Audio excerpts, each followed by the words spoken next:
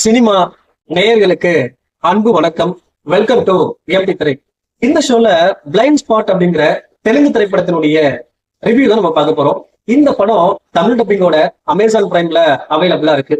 இந்த படத்துல நவீன் சந்திரா தான் லீட் கேரக்டர் பண்ணிருக்காரு. இந்த படத்தை ஒரு கிரைம் த்ரில்லர் ஜானர்ல கொடுத்திருக்காங்க. இந்த படம் எப்படி இருக்கு, இந்த படத்தினுடைய கதை என்ன அப்படின்னு சொல்லி பார்க்கலாம் வாங்க. இந்த படத்தினுடைய கதை அப்படின்னு நீங்க பாத்தீங்க அப்படின்னா, படத்தினுடைய ஆரம்பத்திலேயே ஜெய்ராம் திவ்யா அப்படிங்கிற ஹஸ்பண்ட் அண்ட் ஒய்ஃபை காட்டுறாங்க. இவங்களுக்குள்ள அடிக்கடி சண்டை அப்படிங்கிற ஒரு விஷயம் நடந்துட்டே இருக்கு. இவங்க வீட்டுல ஒரு வேலைக்கார அம்மாவும் இருக்காங்க. சண்டையினுடைய இறுதியில நம்ம திவ்யாவுடைய ஹஸ்பண்ட் ஜெய்ராம் இருக்காரு இல்லையா, இவரு வீட்டை விட்டு வெளியே போயிடுறாரு. அதற்கு பிறகு திவ்யா இருக்காங்க இல்லையா, இவங்க தூக்கு மாட்டி இறந்து போறாங்க. இதை பாக்குற வேலைக்கார அம்மா போலீஸ்க்கு இன்ஃபார்ம் பண்றாங்க. இந்த கேஸை இன்வெஸ்டிகேட் பண்ண வரக்கூடிய ஆபீசர் தான் நம்ம நவீன் சந்திரா. இந்த கேஸை பார்த்த உடனே இது சூசைடா இருக்க வாய்ப்பு இல்லை, இது ஒரு மர்டர் தான் அப்படிங்கிற மாதிரி.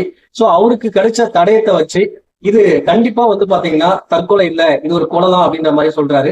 இது கொலை அப்படின்னா இந்த கொலைக்கான காரணம் என்ன, இந்த கொலைக்கான பின்னணி என்ன, இந்த கொலையை பண்ணது யாரு, இந்த கொலையாளிய நம்ம நாயகன் நவீன் சந்திரா எப்படி ட்ராக் பண்றாரு, இப்படி பல விஷயங்களை சொல்லக்கூடிய திரைப்படம் தான் இந்த பிளைண்ட் ஸ்பாட். இந்த படத்தை பத்தி ஆலோசனை அப்படின்னா, இந்த படத்துல எனக்கு பிடிச்ச விஷயம் என்ன அப்படின்னா, ஒரு சிம்பிளான ஒரு மர்டர் மிஸ்ட்ரி த்ரில்லரா இந்த படத்தை கொடுத்திருக்காங்க. ரசிக்கக்கூடிய வகையில கொடுத்திருக்காங்க அப்படின்னு தான் சொல்லும். அதே போல இந்த படத்தினுடைய ஆரம்பத்திலேயே இது கொலையா இல்ல தற்கொலையா அப்படிங்கிற ஒரு மோட்ல தான் ஆரம்பிச்சிருப்பாங்க. அது ரொம்ப இன்ட்ரெஸ்டிங்காவே இருந்துச்சு. அதே போல இந்த கொலையை பண்ண சஸ்பெக்ட் யாரா இருப்பாங்க அப்படின்னு ஒவ்வொருத்தரா கொண்டு வருவாங்க. சோ அதுக்கான காரணத்தையும் சொல்லுவாங்க. அது ரொம்ப நீட்டா எக்ஸ்பிளைன் பண்ணியிருந்தாங்க. அதுவுமே ரொம்ப இன்ட்ரெஸ்டிங்கா இருந்துச்சு. இந்த படத்தினுடைய முக்கியமான ஹைலைட் என்ன அப்படின்னா, இந்த படத்தினுடைய கிளைமேக்ஸ் தான். இந்த கிளைமேக்ஸ்ல வரக்கூடிய ட்விஸ்ட் தான். அது ரசிக்கக்கூடிய வகையில அமைச்சிருந்தாங்க. ரொம்ப நல்லாவே இந்த படத்துல ஒர்க் அவுட் ஆயிருந்துச்சு.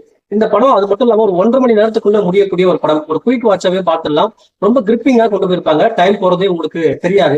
என்னதான் இந்த படத்தை ஒரு 1.5 மணி நேரத்துக்கு கிரிப்பிங்கா கொண்டு போயிருந்தாலும் இந்த படம் பரபரப்பா இருந்துச்சான்னு கேட்டீங்கன்னா, அதாவது இந்த படம் ஆரம்பிச்ச விதம் பாத்தீங்கன்னா ரொம்ப பரபரப்பா கொண்டு போயிருப்பாங்க. இன்டர்வலுக்கு அப்புறம் பாத்தீங்கன்னா ஒரு சில காட்சிகள், ஒரு சில சம்பவங்கள் அப்படிங்கிறது நம்ம யூகிக்கக்கூடிய வகையில தான் இதை அமைச்சிருப்பாங்க. சோ அதனால ஒரு சில இடங்கள்ல போர் அடிக்கிற மாதிரி போகதான் செஞ்சிச்சு. அந்த பரபரப்பு அப்படிங்கிறது இன்டர்வலுக்கு அப்புறம் கொஞ்சம் குறைஞ்சிருச்சு அப்படின்னு தான் நான் சொல்லுவேன். அதே போல இந்த படம் டெக்னிக்கலா பாத்தீங்கன்னா பின்னணி இசையாகட்டும், ஒளிப்பதிவாகட்டும், இந்த படத்துக்கு ஏற்ற மாதிரி ரொம்ப நல்லாவே கொடுத்திருந்தாங்க. அது நல்லாவே இருந்துச்சு. ஓவராலா பாத்தீங்கன்னா இந்த படம் பாத்தீங்கன்னா ஒரு கிரைம் த்ரில்லர் ரசிகர்களுக்கு ஒரு நல்ல டைம் பாஸா இருக்கக்கூடிய ஒரு படம்.